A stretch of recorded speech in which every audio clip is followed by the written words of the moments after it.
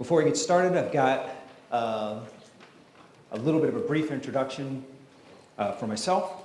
I've been in Japan 20 years. I'm deeply involved in the startup scene as a founder, an investor, an advisor. But I'm not really interesting enough person to have a 10-minute bio.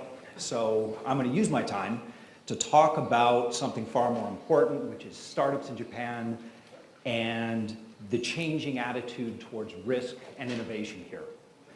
And hopefully, by the end of this presentation, I will put to bed one of the most pervasive and damaging myths about innovation in Japan. That sound good?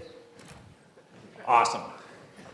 But quite frankly, I probably should tell you at least a little bit about myself before we get rolling. As I mentioned, I've been in Japan for over 2 decades here. I've started a number of companies here. I've sold a few, I've bankrupted a few. It's kind of the way it goes. Now, among other projects, I'm also running the Disrupting Japan podcast, in which we sit down and talk to Japanese founders, some very early stage, some post-IPO, and talk to them about the changing Japanese economy, what it's like to run a company in Japan. And the fascinating thing is that when you speak to the actual founders, you get a radically different perspective about the economy of Japan and about innovation in Japan than you do when you speak to large industry associations and the politicians who talk with them. And there's a really good reason for that. But we're getting a bit ahead of our story here. We'll get back to that point, I promise. My next project is something extremely cool and very exciting, but which I cannot talk about right now. But in a couple of weeks, I'll tell you all about it, and it's really cool, I promise you. Okay, let's bust a few myths. Now, if you've been in Japan for more than a week, someone has told you that Japan changes slowly. This is repeated from politicians at the highest level of government to elementary school children. It's bullshit. It is absolute nonsense. This is a phrase that's repeated by people who are too timid or are too lacking in information to take the action they need to. And if we achieve nothing else by the end of this presentation, I hope we will all agree to stop repeating this damaging myth. Okay, but to do so, we're going to jump back into the mid-1800s, when Japan's 100 years of isolation was ended, when Commodore Perry sailed into Yokohama Harbor with 4 large, very scary American warships that looked absolutely nothing like that. Now, Japan's leadership realized they needed to change. And during the Meiji Restoration, Japan changed every single aspect of society.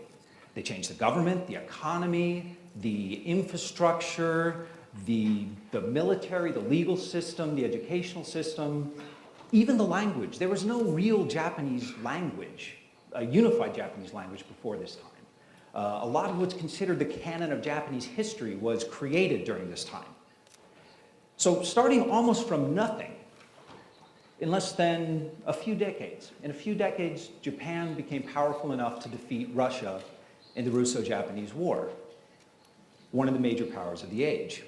Now, I'm not praising Japanese militarism or military force by any stretch of the imagination. That was a path Japan went down that caused pain throughout Asia, and there's scars that still haven't healed from that. No.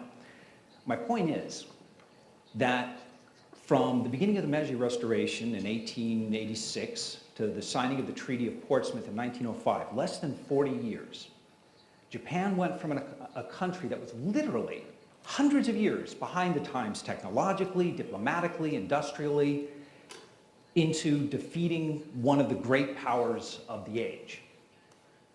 Less than 40 years. About the same time it takes most people to pay off their mortgages. This was unprecedented. This was unheard of in world history. No country had ever been able to change that dramatically and that quickly. But something very much like it would happen again. So Japan's defeat in World War II was total and absolute. In fact, if you go back and read what was written at the time, a lot of the economists working with the occupation forces thought Japan would never be able to recover. The damage was too deep, the infrastructure was too destroyed, and they thought Japan would be forever limited to a basically vassal state of the United States. Well, we know what happened. Japan decided things needed to change. They remade the entire economy and government from a military-industrial facing economy into a consumer-facing democracy. And less than 40 years later, once again, Japan changed. Less than 40 years later, Japan was the second largest economy on the planet. No country in the history of the world has been able to transform itself so quickly, so completely, and so many times as Japan. So please, for the love of God, stop saying Japan changes slowly. No nation changes faster than Japan. But this time really is different. Japan's past two economic miracles have both been top-down affairs. They were centrally planned, they were executed through a rigid and very efficient hierarchies. But innovation, particularly disruptive innovation, can't really be done top-down. It's almost by definition a bottom-up affair. And Japan has never really been good at bottom-up. But this too is starting to change. And this goes back to speaking to actual founders, speaking to actual people who are growing their companies. Because today's entrepreneurs are different from their predecessors in previous generations in one very, very important way.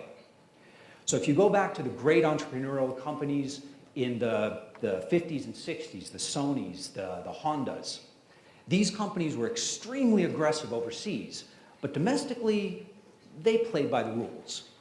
They were careful not to engage in what the government likes to call excessive competition. And even the great internet firms, the Rakutens, the Mixis, the DNAs, the Grees, these were not companies that were going head-to-head with NEC and Fujitsu. They were companies that were going after a new territory that technology had opened up. They were companies that were taking advantage of a new sector. But today's founders, if you sit down and talk to them, a lot of them will point to very large Japanese companies that they consider competitors. And they'll tell you privately, of course, in public, harmony must be maintained. But they'll tell you privately, no, those guys, they can't really do what we do. They even if they thought they understood what we do, they couldn't do it. So maybe they'll buy us in 5 years, maybe we'll buy them in 10, or maybe they'll just be out of business in 20. And this gives me hope. This type of aggression, this willingness to disrupt, is what's really needed for Japan to survive, for Japan to become an engine of innovation. And it's beginning to happen. And I have absolutely no doubt that in the decades to come, Japan will become a source of global disruptive innovation. And I also realize that standing on this stage today, that seems like somewhat of an absurd claim. It sounds every bit as absurd as someone in 1955 saying that Japan would rise to become a great economic power. It sounds just as absurd as someone in 1880 saying Japan would rise to become a great industrial and diplomatic power. But all of those things came to be. And the reason they came to be is because Japan changes very quickly. Thank you. So I'm easy to get in touch with. Please stay in touch, listen to the podcast, grab me after the panel discussion.